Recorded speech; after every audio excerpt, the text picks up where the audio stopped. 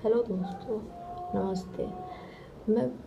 जैसा कि मैंने पिछली वीडियो में व्याकरण और उनके अंक के बारे में बताई थी, व्याकरण की परिभाषा और उनके 3 भेद वर्ण, शब्द, वाक्य। इन तीनों की परिभाषा मैंने पिछले वीडियो में बताया था। आज मैं आप लोग के लिए फिर से एक उसके वर्ण, शब्द और वाक्य के भेद के बारे में लेकर आई हूँ। वर्ण के 2 भेद होते हैं, स्वर और व्यंजन। स्वर और व्यंजन शब्द को हम 3 आधार पे बांटते हैं। इतिहास के आधार पर जैसे देशज, विदेशज, तत्सम, तद्भव। इन 4 भागों में इतिहास के आधार पर बांटा जाता है।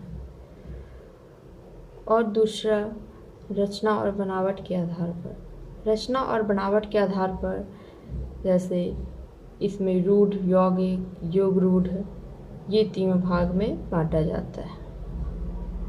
अब तीसरे पे आते हैं अर्थ के आधार पर। अर्थ के आधार पर शब्द को हम पर्यायवाची, समानार्थक, विपरीतार्थक, यहाँ पे मिस्टेक हो गया, विपरीतार्थक, श्रुति संभिन्नार्थक, अनेकार्थक। हम इतने शब्द भागों में अर्थ के आधार पर शब्द को बांटते हैं। और तीसरे पे आते हैं वाक्य।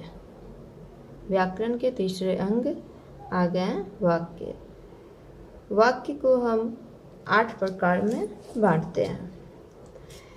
इनके 8 भाग ये हैं: विधानवाचक वाक्य, निषेधवाचक वाक्य, प्रश्नवाचक वाक्य, विस्मयादिवाचक वाक्य, आज्ञावाचक वाक्य, इच्छावाचक वाक्य, संकेतवाचक वाक्य, संदेहवाचक वाक्य।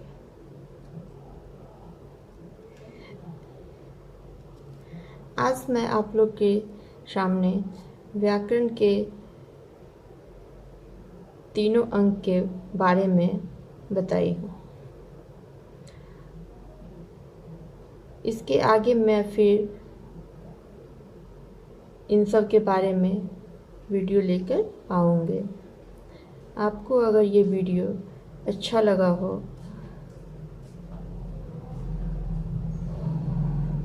तो इसे सब्सक्राइब और लाइक जरूर करें।